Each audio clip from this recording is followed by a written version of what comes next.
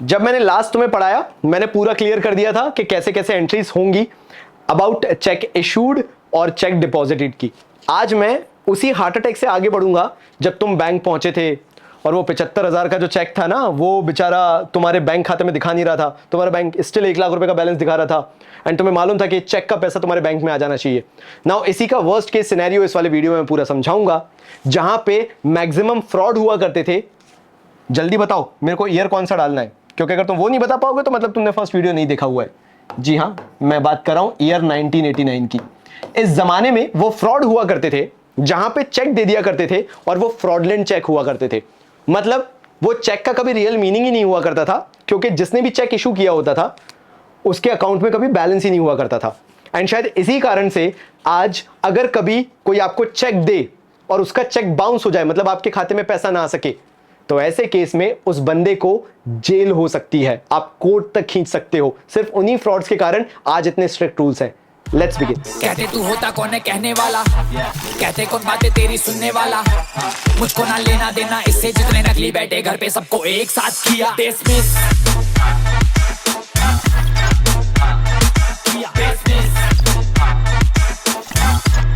सबको एक साथ किया।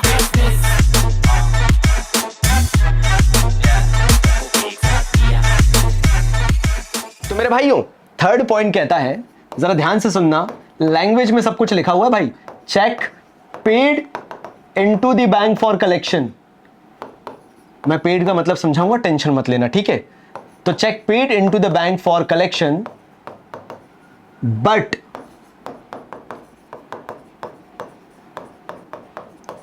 Dishonoured by the bank. अब बेटा पूरा मतलब समझो। Paid into the bank for collection का मतलब यह है कि आप बैंक को चेक दे रहे हो उठा के, ये रहा cheque, you have given it to the bank. उसको कई बार टेक्निकल लैंग्वेज में पेड इनटू द बैंक बोलते हैं, बैंक में जमा कराने को पेड भी बोल देते थे। तो प्लीज कंफ्यूज मत होना कि ये एक्सपेंस हो गया है, क्योंकि एक्चुअल में ऐसा कुछ भी नहीं है। पेड इनटू द बैंक मतलब वही deposited into the bank. Logic है, लैंग्वेज है, तुम्हें समझ में आना चाहिए। कैसे समझ में आएगा? Cheque paid into the bank for collection, bank में पे किया ताकि पैसा कलेक्ट हो सके, ऑब्वियसली। और क्या कलेक्ट होगा? टेडी बियर थोड़ा निकल के आएगा। तो पेड इनटू द बैंक, हमने बैंक में पे किया है ताकि भैया पैसा कलेक्ट हो जाए, जो भी पैसा है। बट हुआ क्या? Dishonoured by the bank. जो हमारा बैंक था उसने साफ साफ नोटिस जारी कर दिया कि आप ये चेक जहां से भी लेके आए हैं ना, जिसमें लिखा हुआ है पैसा, ये पैसा सामने वाले के खाते में नहीं है, हम कहां से आपको दें? तो ये चेक कोई काम का नहीं है, डिसऑनर्ड, बेइज्जती। डिसऑनर का हिंदी मतलब लिटरली बेइज्जती हो गई है कि जिसने भी आपको पैसा दिया है उसके खाते में पैसा नहीं है, मतलब हम आपके खाते में पैसा नहीं डाल सकते। Sorry, we don't have the power, क्योंकि पैसा उसके खाते में होगा तभी उसके खाते से निकल के आपके खाते में आएगा। वो हार्ट अटैक था, वो सही में आ गया, वो लिटरली आ गया कि पैसा कहां गया। और ये फ्रॉड होते थे 1989 में। तो हुआ क्या? तुम्हारी कैशबुक के अंदर तुम बड़े तरीके से वही बैंक का बैलेंस दिखा रहे थे। तुमने दिखाया भैया हमारे पास है 1 लाख का बैलेंस। ये वो 75,000 वाला चेक नहीं था, वो तो हो गया क्लियर, वो अप्रैल के बाद मई में पूरा सेटल हो गया था। ये मई की घटना है। हुआ क्या? तुम्हें मिला 80,000 का चेक। अब तुम्हारा 75,000 क्लियर हो गया था, तुमने सोचा और बड़ी डील करते भैया, अगर रॉ मटेरियल बेचना है तो लंबे तौर पे बेचे ना, अच्छा बड़ा बड़ा बेचे। तो तुमने क्या किया? एक बंदे को बेच दिया 80,000 का रॉ मटेरियल बेच दिया। अब अगर तुम्हें नहीं पता तो बिजनेस वर्ल्ड में सालों की प्रथा चली आई है कि जब भी तुम गुड्स बेचते हो एज अ रॉ मटेरियल तो तुम्हें तुरंत पैसा नहीं मिलता है, 3 महीने का टाइम पीरियड रहता है, जिसका तुमने बिल्स ऑफ एक्सचेंज चैप्टर सुना होगा। तो हर बिजनेस का यही रहता है, नोबडी परचेजेज और sell raw material for cash, immediate cash नहीं, ऐसा नहीं होता है।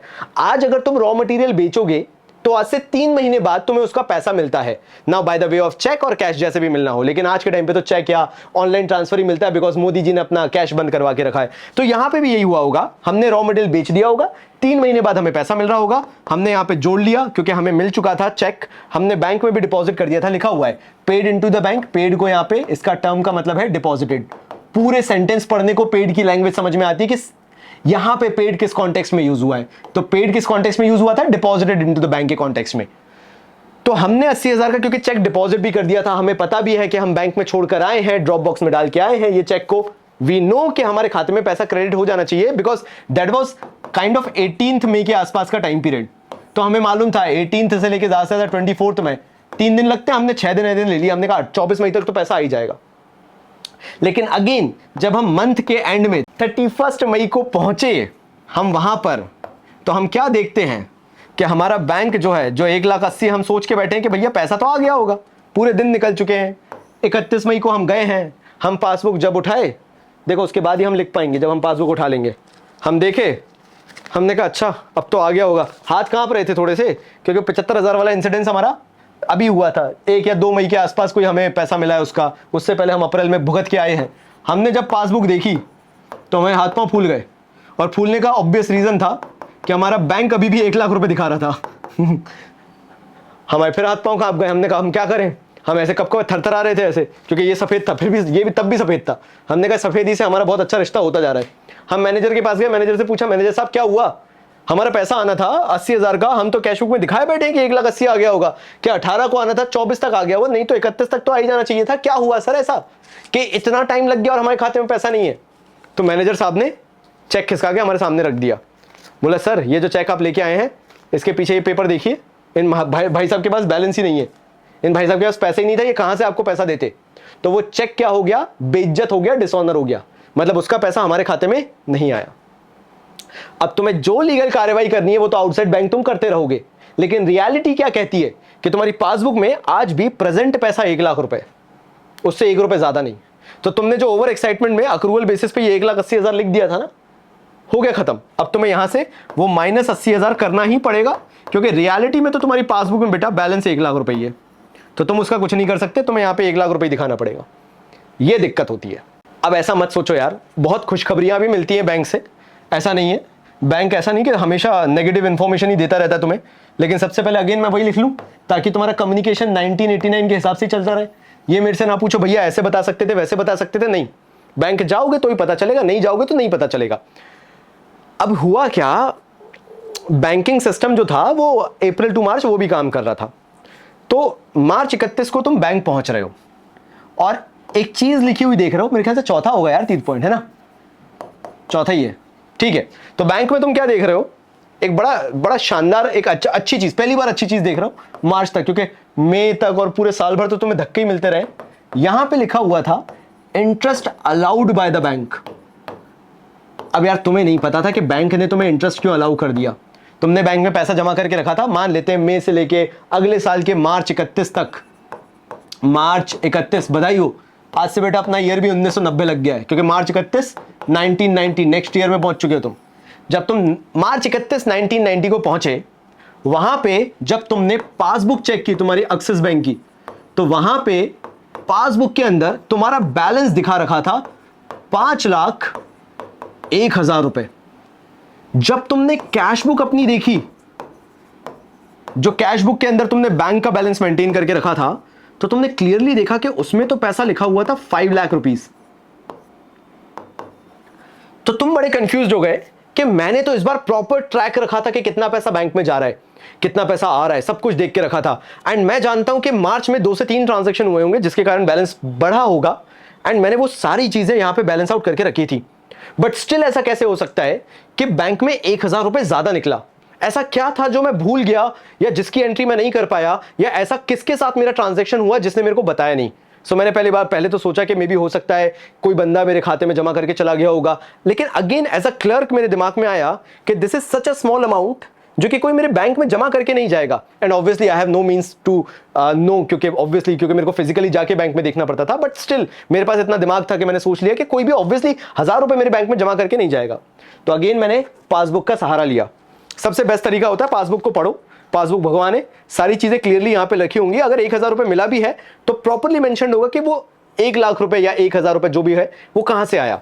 तो मैं देख रहा था, मुझे पता चला ओके ये जो 1,000 रुपए है ये बैंक ने मुझे पे किया है, क्योंकि बैंक का एक रिकॉर्ड रहा है कि अगर आप 3 लाख रुपए से ऊपर का बैलेंस मेंटेन करते हो तो you will get some amount of interest.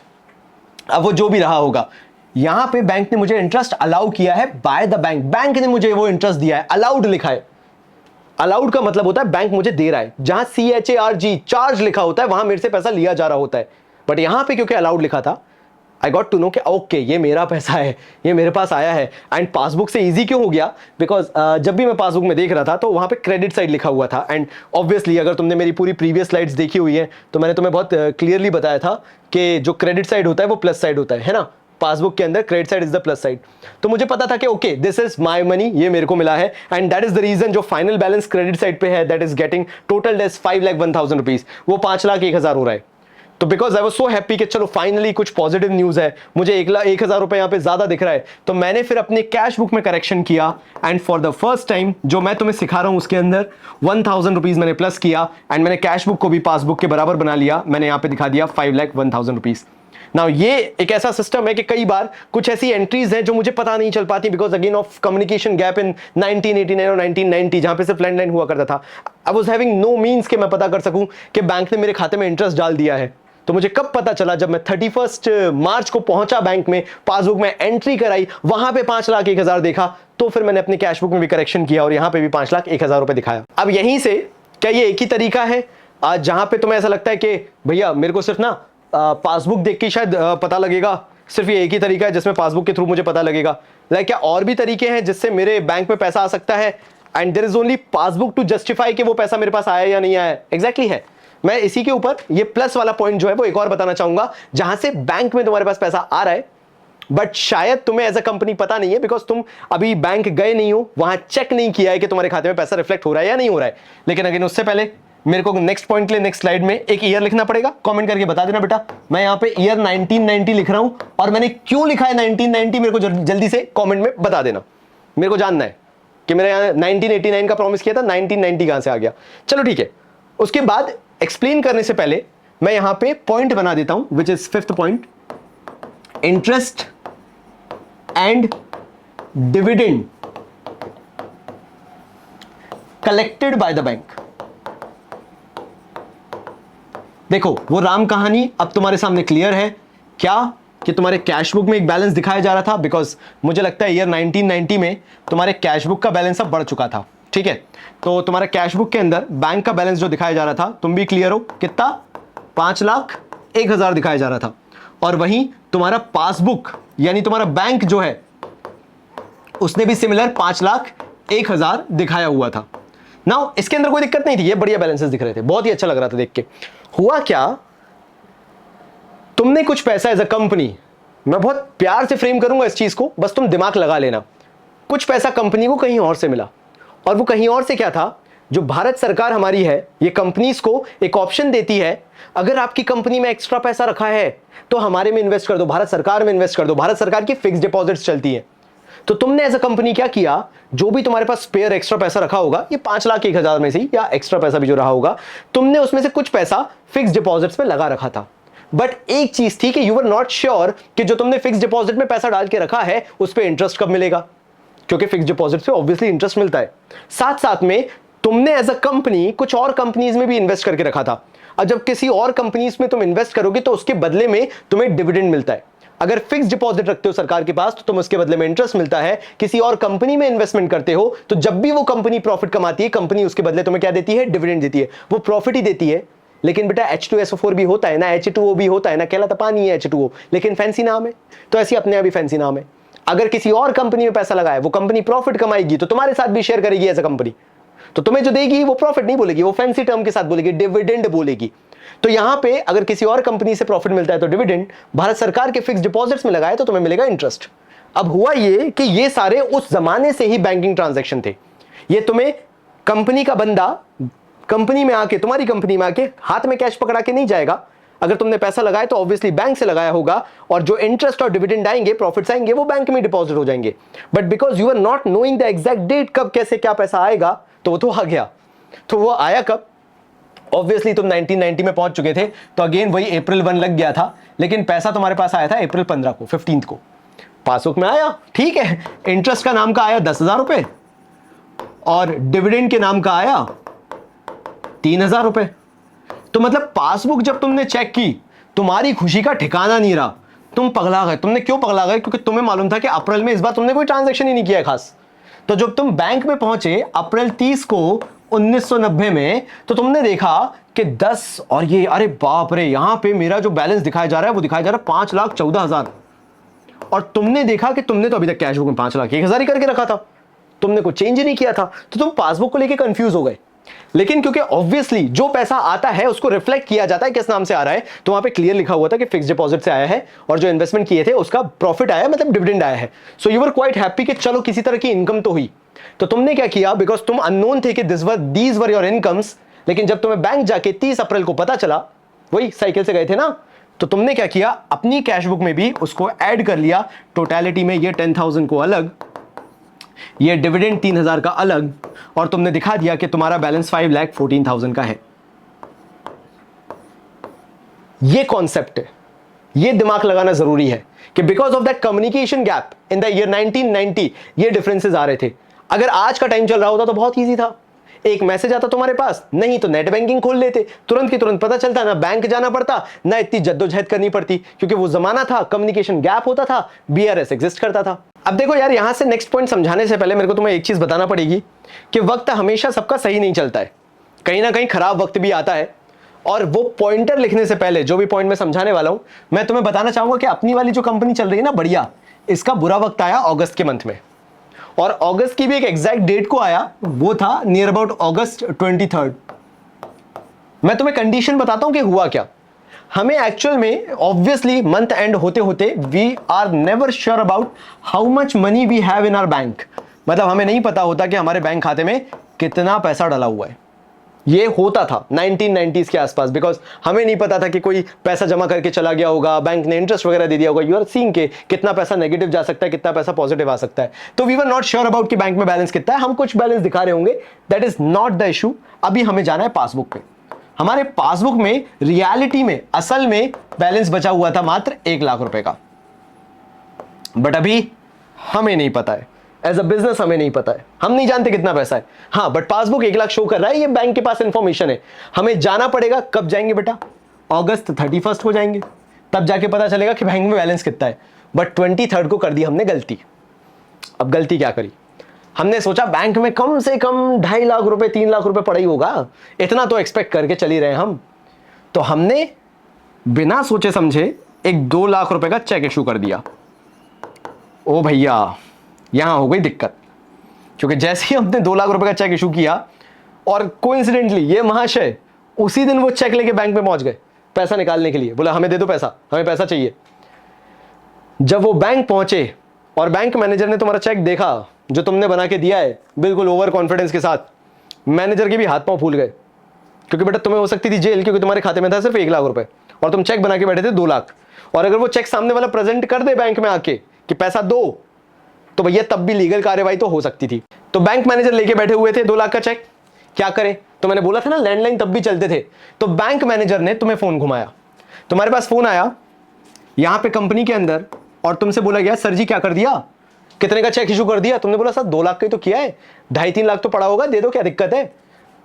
Bank manager पता है वहां पे क्या बोलता है, सर आपके खाते में 1 लाख रुपए बचा है मात्र, शायद आपके क्लर्क ने अच्छा काम नहीं किया होगा जो आपको आइडिया नहीं है, लेकिन आपके खाते में सिर्फ 1 लाख रुपए बचा है और आप 2 लाख का चेक दिए बैठे हुए, आप क्या करें, यहां पे तो आप पे लीगल कार्रवाई कर देगा अगर हम उसको पैसे नहीं दें। ये बैंक मैनेजर बोल रहा है, अगर हमने पैसे भी नहीं दिए इस बंदे को तो ये लीगल कार्रवाई कर सकता है। अब तुम फंस गए, तुम तो चेक दे चुके हो ना, वो तो लेके खड़ा हुआ है यहाँ पे बैंक में, उसे तो पैसा चाहिए। तो फिर ऐसे टाइम पे, बिकॉज तुम एक बहुत रेगुलर काइंड ऑफ कस्टमर थे, बहुत ही अच्छे कस्टमर थे, मतलब ऐसे कि 25-30 साल से तुम्हारा बिजनेस चल ही रहा था, कोई दिक्कत नहीं थी, वो तुमसे खुश थे यार, मतलब बैंक वाले बहुत खुश थे, वो जानते थे तुम जेन्युइन पर्सन हो। गलतियां होती हैं सबसे, तो क्योंकि वो बैंक तुमसे रिलेशन बना के रखना चाहता था, तुम्हारा एक्सिस बैंक, वो नहीं चाहता था, मैंने एक्सिस ही लिख दिया सही में, वो तुम्हारा एक्सिस बैंक नहीं चाहता था कि तुम्हारे रिलेशन खराब हो, तुम्हारे पास कोई लीगल कार्रवाई हो। तो एक्सिस बैंक ने पता है क्या किया, 1 लाख रुपए तो तुम्हारे खाते से दिए ही दिए, उसने खुद से अपने अकाउंट से, मतलब एक्सिस बैंक ने खुद के पास से 1 लाख रुपए और मिला के पेमेंट कर दिया। तो यहां पे जो तुम्हारा पासबुक का प्लस 1 लाख रुपए बैलेंस था, वो बेचारा पहुंच गया -1 लाख। मतलब क्योंकि बैंक ने अपनी तरफ से पैसा दिया ना, तो बैंक ने क्या दिखा दिया, -1 लाख रुपए का बैलेंस दिखा दिया, क्योंकि बैंक ने ये सही समझा कि वो बैंक तुम्हारे बिहाफ पे एज अ कंपनी वो अपनी तरफ से पैसा मिला के दे दे, लेकिन तुम्हारी इज्जत बच जाए। क्योंकि अगर ऐसा कुछ होता, लीगल कार्रवाई होती, तो तुम्हारे लिए बहुत प्रॉब्लम हो जाती। But you, because you were being a regular customer of Axis bank, उन्होंने अपनी तरफ से पैसा मिला के दे दिया। Now you were very happy for that gesture to the bank, तुम बहुत खुश थे, तुमने कहा यार ठीक यार, ऐसा बैंक होना चाहिए जो वक्त पे काम आए, देखेंगे क्यों नहीं था हमारे खाते में पैसा बाद में, लेकिन ये बहुत अच्छा काम हुआ। तो अब ऐसे सिनेरियो में तुम ठीक थे, खुश थे, तुम्हें मालूम था कि अब जब भी अगली बार क्लर्क जाएगा, क्लर्क का सिंपल काम है कि भैया -1 लाख रुपए का थोड़ा देख लेना है, ये -1 लाख रुपए सेटल करना है, बैंक को पैसा वापस करना है, क्योंकि उन्होंने 1 लाख रुपए अपनी तरफ से मिला के दिया हुआ था। बट बैंक चालाक था। नथिंग कम्स फॉर फ्री, ये तुम आज 11th क्लास कॉमर्स में हो, ये दिमाग में बिठा लो, nothing comes for free. Bank ने क्या किया, 23rd को ये हादसा हुआ था तुम्हारे साथ, जब तुम 31 अगस्त को पहुंचे तो बैंक ने इसके ऊपर और तुम्हारे ऊपर 10,000 रुपए चार्ज कर दिए थे। जो क्लर्क था ना, उसके हाथ पांव फूल गए कि सर हमें तो पता था कि आपने 1 लाख रुपए दिए थे, हमें ऐसा पता था, ये माइनस माइनस प्लस होके ये आपने ये माइनस में 1,10,000 कैसे कर दिया सर, थोड़ा सा आइडिया दो मेरे को, मेरे बॉस को, मेरे बोर्ड ऑफ डायरेक्टर्स को आंसर करना है। यहां तो मेरी पासबुक में मैं देख रहा हूं कि आपने 1 लाख रुपए तो नेगेटिव डाला है, 10,000 ऊपर से डाला हुआ है, ये किसको पेमेंट कर दिया आपने बिना पूछे? तो बैंक ने बोला सर देखो, हमने किसी और को 10,000 का पेमेंट नहीं किया, ये जो आपने 1 हफ्ते का डिले किया है ना, 31 अगस्त को आके आप 1 लाख रुपए हमें दे रहे हो हमारे वापस, इसके ऊपर चार्ज होता है इंटरेस्ट, ऐसे फ्री में नहीं मिलता। ये जो फैसिलिटी है ना सर, जो हमने आपको पैसा दिया, इस फैसिलिटी को बोला जाता है ओवरड्राफ्ट फैसिलिटी। अब यार ओवरड्राफ्ट फैसिलिटी का मतलब जब आप अपने पैसे जितने जमा हैं आपके खाते में उससे ओवर पैसा निकाल लेते हो तो उसको नाम दिया जाता है ओवरड्राफ्ट फैसिलिटी। तो जब आपने ओवरड्राफ्ट कर लिया और पैसा निकाल लिया जितना है नहीं, बैंक से पैसा मांग लिया, तो सर उसके ऊपर लगता है इंटरेस्ट। तो आपको 1 लाख रुपए तो देने ही पड़ेंगे हमें, और जो हमने आपकी इज्जत बचाई है, जो जेल टाइम बचाया है, जेल पहुंचाने से बचाया है, उसके लिए 10,000 का इसी वैल्यू पे इंटरेस्ट भी देना पड़ेगा सर। ऐसे मिला के आपको टोटल 1,10,000 देना पड़ेगा। ये होता है ओवरड्राफ्ट का इंटरेस्ट। तो ये वाले क्वेश्चन के अंदर, मतलब ये वाले पॉइंट के अंदर मैं लिख ही देता हूं, कौन सा 6th पॉइंट हुआ ये मेरे भाइयों? तो interest charged bye the bank on overdraft. अब जब ये तुम्हें लिखा मिल जाएगा कि interest charged bye the bank on overdraft, bank जो है वो ओवरड्राफ्ट पे इंटरेस्ट चार्ज कर रहा है, तो तुम्हें समझ में आएगा कि बैंक क्या कहना चाह रहा है। मतलब जब तुम यहां पे बैलेंस दिखा रहे होगे ना, यहां पे पूरा बैलेंस दिखा रहे होगे, तो तुम्हें यहां तक तो पता होगा क्योंकि बैंक ने फोन करके बता दिया था कि सर आपके बैंक के खाते में अब टोटल में -1 लाख है। तो आपकी कैश बुक में, बैंक अकाउंट के अंदर आप भी 1 लाख दिखा के बैठ गए होगे कि -1 लाख बैलेंस पहुंच चुका है। पासबुक तो दिखा ही रहा था, लैंडलाइन फोन जब आया तो आपको पता चल चुका था कि दैट वाज -1 लाख।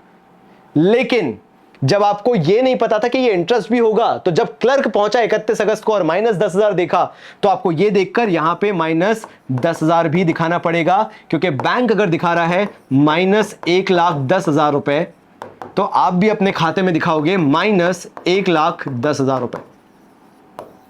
यह होता है interest charged bye the bank on overdraft के अंदर। और यह चीज बहुत क्लियर होनी चाहिए।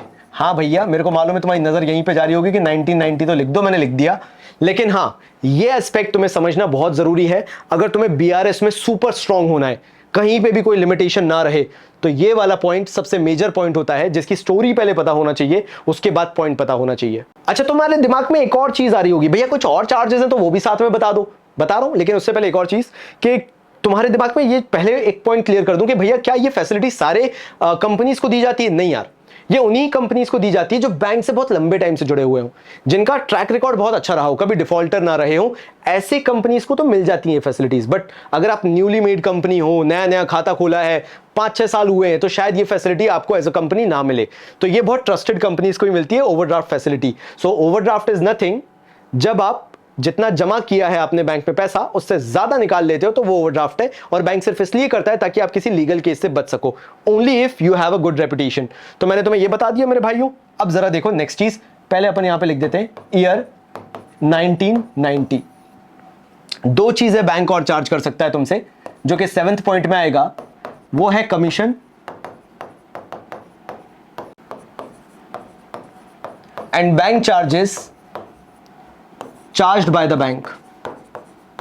अब पुराने जमाने में क्या होता था, बैंक छोटी छोटी चीजों पे कमीशन काट लेता था, उनकी कुछ एक्स्ट्रा फैसिलिटीज होंगी, जो वो कुछ आपको एक्स्ट्रा सर्विसेज देते होंगे, हो सकता है पासबुक प्रिंट करा के वो आपकी कंपनी में ला के दे दें, या मतलब बैंक्स जो पुराने जमाने के थे ना बहुत कुछ ट्राई करते थे कस्टमर फ्रेंडली होने के लिए, तो उसके लिए वो एक बेसिक मिनिमल फीस चार्ज करते थे। फिर जो आप अकाउंट मेंटेन करते हो, बैंक की जितनी भी एक्टिविटीज होती हैं आपको लेके, करंट अकाउंट वगैरह को लेके, तो उसके बैंक चार्जेस वगैरह होते थे। सो बेसिकली जो भी बैंक फैसिलिटी देते थे उसके लिए या तो वो कमीशन चार्ज करते थे या तो वो बैंक चार्जेस चार्ज करते थे।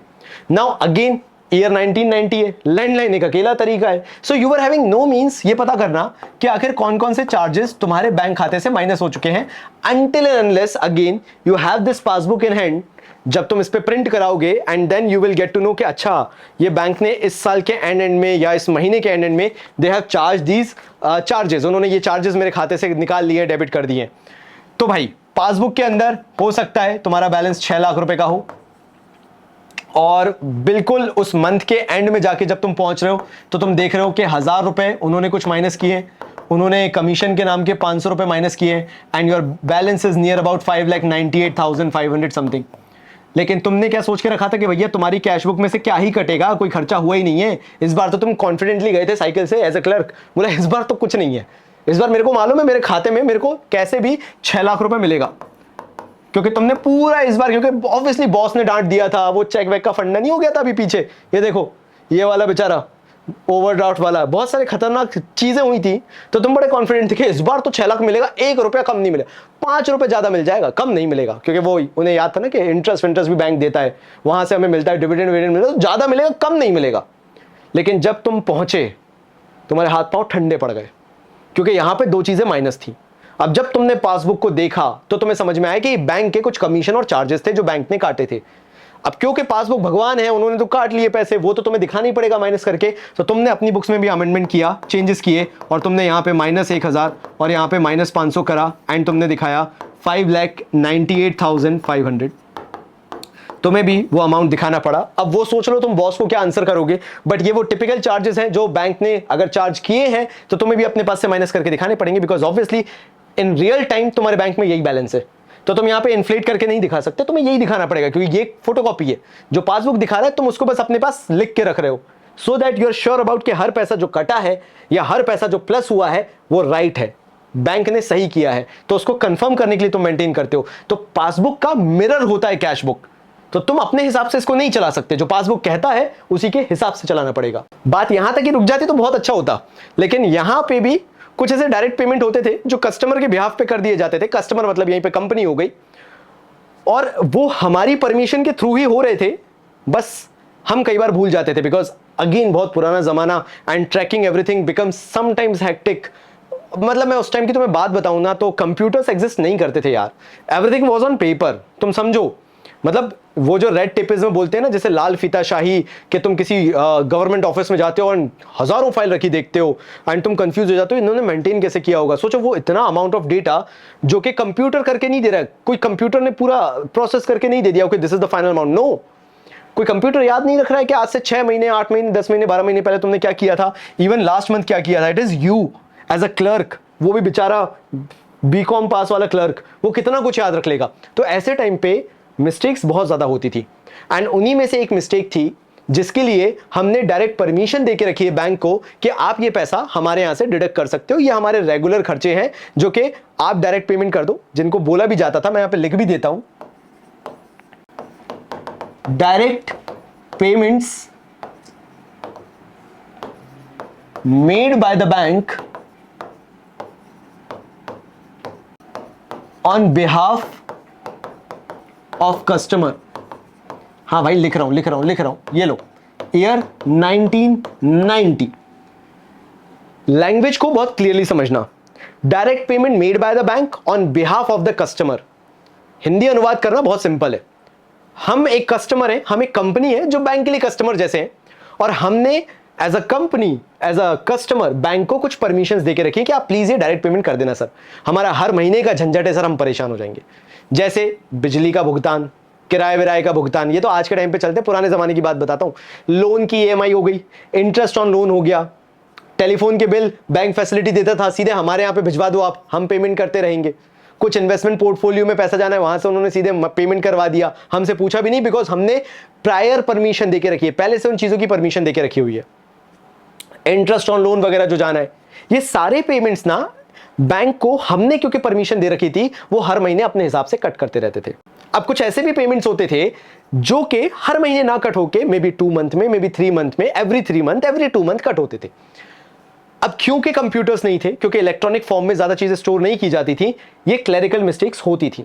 जनरली वो क्लर्क वो चीजों को उस महीने में लिखना भूल जाता था, even having so much of paper work and everything. सोच के देखो एक दिन में ही उसके लिए कितने ट्रांजैक्शंस रिकॉर्ड करने होते थे, बिकॉज उस टाइम पे बेटा डेबिट, क्रेडिट कार्ड, गूगल पे नहीं होते थे, उसको सारे लिखित में कैश में करने पड़ते थे, चिल्लर रखनी पड़ती थी, वापस करना पड़ता था, thousand of things were there. And वो क्लर्क की हालत भी यही होती थी कि कई बार पानी तक देना पड़ता था जाके बॉस को, इतने काम उससे करवाए जाते थे बेचारे से। सोचो at that point of time उसको ये भी याद रखना पड़े कि अच्छा बैंक को हमने ऑटोमेटिक डेबिट करने के लिए क्या बोला है, हमारे खाते से डायरेक्ट कौन से पेमेंट करने को बोले। तो ऐसी मिस्टेक्स होती थी, not regularly but sometimes in a year 1 और 2 टाइम्स होती थी, ये तुम्हें याद रखना है। तो ऐसे केस में होता क्या था, मान लेते हैं हमारी पासबुक है यहां पे, और बैंक को तो क्योंकि याद है बैंक ने सारी चीजें लिख रखी हैं, बैंक के पास तो लोग मांगने आएंगे, लोन का ईएमआई कटेगा वो तो लेगा सामने वाला बंदा, इंटरेस्ट भी कटेगा, टेलीफोन बिल भी टेलीफोन का तो आएगा भैया, वो तो पेमेंट करना है। वो लोग थोड़ा ना भूलेंगे, पैसे मांगने वाला नहीं भूलता कभी, देने वाला भूलता है। तो जो मांगने वाला है वो तो मांगने आएगा। तो मान लेते 1 लाख रुपए का बैलेंस था एंड 1000 रुपए के टोटलिटी में कुछ पेमेंट्स हो गए जो हमें नहीं पता थे। तो यहां पे दिखाया जा रहा था बैलेंस 99,000, जबकि क्योंकि हमें एज अ क्लर्क याद नहीं रहे थे, हमने अपनी कैश बुक के अंदर जो बैंक बैलेंस दिखाया था बेटा लोग, हमने दिखा रखा था बिल्कुल छाती चौड़ी करके 1 लाख रुपए। हमने कुछ माइनस नहीं किया था, हमने कहा क्या पेमेंट होगा, कुछ नहीं हो रहा। लेकिन जब बैंक पहुंचे और देखा कि अरे यार ये तो लोन की इंटरेस्ट चार्जेस कट लिए, यहां से काट लिए गए, तो फिर हमें भी क्या करना पड़ा। ऑब्वियसली वो दोज वर जेन्युइन चार्जेस जो कटे हुए हैं, जिनके लिए हमने खुद ने परमिशन दिए कि हमारे बिहाफ पे पेमेंट कर दो भैया तुम एज अ बैंक। हम खुद परमिशन दे के आए हैं, सिग्नेचर करके आए हैं, कंपनी के बोर्ड ऑफ डायरेक्टर्स ने वहां सिग्नेचर करके दिए, जिनके पास भी फाइनेंस का एक्सेस है। तो भैया जब वो बैंक कर रहा है, तुम्हारा ही काम कर रहा है, जो तुमने बोला है, कम से कम तुम रिकॉर्ड तो कर लो। तो वो जब पेमेंट हो गया है, माइनस हो चुका है, तो तुम क्योंकि गलती से भूल गए थे रिकॉर्ड करना अपने पास, तो तुम्हें याद आया हाँ यार ये तो जेन्युइन खर्चा है जो हमने ही बोला था करो। तो फिर हम भी अपने पास से माइनस करके यहां पे 99,000 दिखा देंगे। नाउ ये पूरा वीडियो जो हो रहा है, क्योंकि लास्ट पॉइंट पे मैं आने वाला हूं, ये वाला वीडियो मैं खत्म करने वाला हूं जहां पे मैंने तुम्हें बेसिक समझाए। एक चीज ध्यान रखना, मैंने यहां पे एक चीज तुम्हें समझाई है, पासबुक भगवान है और इसके अंदर अपन को चेंज नहीं कर सकते। ये जो भी काम करते हैं, हाँ इनसे गलती होगी बट वो मिनिस्क्यूल 5-10%, हमारे से ज्यादा गलती हो सकती है, 20-25% तक गलती हो सकती है। तो हम इसको भगवान मान के इसके अंदर भी चेंजेस कर रहे हैं। हमने क्या माना है, we can not make changes to the passbook, we only have to make changes in the cash book. आगे आके चीजें हैं मैं मानता हूं, बट जब तक ये बेस नहीं बनाओगे गलती करते रहोगे। सो तुम्हारे दिमाग में क्या बैठ जाना चाहिए कि every single change that I have to make is to be made in the cash book, not in the passbook. Passbook को देखो, भगवान मानो और कैश बुक में चेंज कर लो। जब तक तुम्हारा ये कॉन्सेप्ट स्ट्रांग है, तुमसे गलती नहीं हो सकती है। क्योंकि अब जो लास्ट पॉइंट है ना, वो भी बड़ा इंटरेस्टिंग है। कुछ ऐसे ही भगवान स्वरूप कस्टमर भी होते हैं जिनको बोलना नहीं पड़ता कि भाई पेमेंट कर दो। हाँ भाई, मैं बात कर रहा हूं ईयर 1990 की। ऐसे टाइम पे कुछ भगवान स्वरूपी कस्टमर भी होते थे हमारे कंपनी के, जिनको अगर हम रॉ मटेरियल बेचते भी थे ना, तो 3 महीने बाद हमें याद रहे या ना रहे, कई बार होता था यार रिटर्न वर्क अगेन ना, पेपर के नीचे पेपर, पेपर के नीचे ऐसे फाइलें दबती चली जाती थी, रेड टेपिज्म, उसको रेड टेपिज्म, वो लाल फीते वाली फाइल आती थी, वो वाली चीज बोल रहा हूं मैं। तो उस टाइम पे हम भी भूल जाते थे यार, हजारों कस्टमर हमारे, हम बड़े बिजनेसमैन यार, एक आध का पेमेंट नहीं आया ठीक है, अब क्या कर सकते हैं, याद आएगा 10 दिन बाद देखेंगे तब। तो होता क्या था ऐसे टाइम पीरियड में, तो मान लेते हैं डायरेक्ट डिपॉजिट हुआ into the bank by a debtor. अब तुम बड़े कंफ्यूज हो गए, इसका मतलब क्या हुआ। देखो क्या होता था, जब हम रॉ मटेरियल बेचते थे तो कुछ लोग बड़े उसूलों वाले लोग होते थे। इनका यह था कि जैसे ही 3 महीने हुए, जैसे हमने किसी को गुड्स बेचे और 3 महीने हो गए, तो वो भला मानुष हमारे बैंक खाते में खुद ब खुद पैसा ट्रांसफर कर देता था। एंड वो इतना भला मानुष कि कभी वो फोन करके भी नहीं बताता कि हमने, उसने हमारे खाते में पैसा डाल दिया है, यानी directly deposited into the bank by a debtor. वो डेटर ने हमारे खाते में पैसा डायरेक्टली डिपॉजिट कर दिया, ना उसने फोन लगाया ना कछु किया। और तुम भी जानते हो कि भैया वो जमाने में मोबाइल फोन चलते नहीं थे, तो मैसेज कहां आते, कंप्यूटर ही नहीं थे, तो इंटरनेट बैंकिंग कहां से चलाते। मतलब देयर वाज नो मींस कि तुम्हें पता चल सके अनटिल अनलेस वो खुद फोन करके बता दे।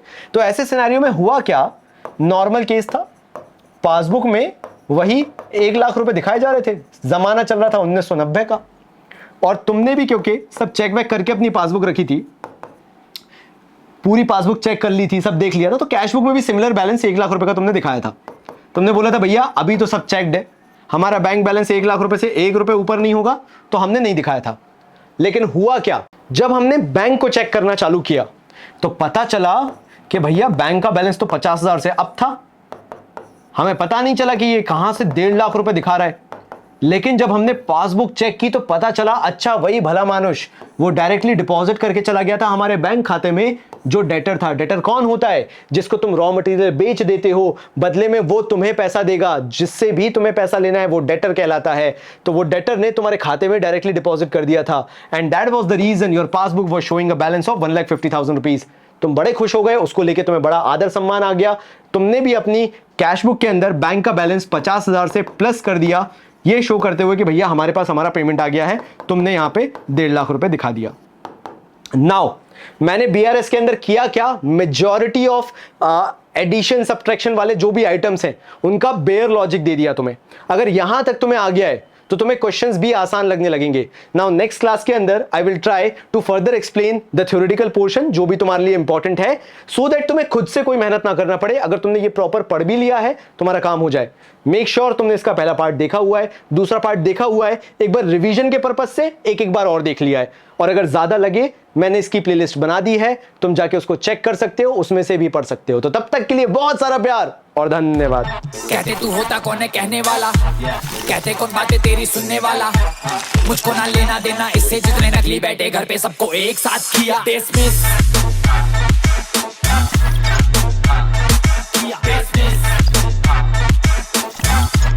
सबको एक साथ किया।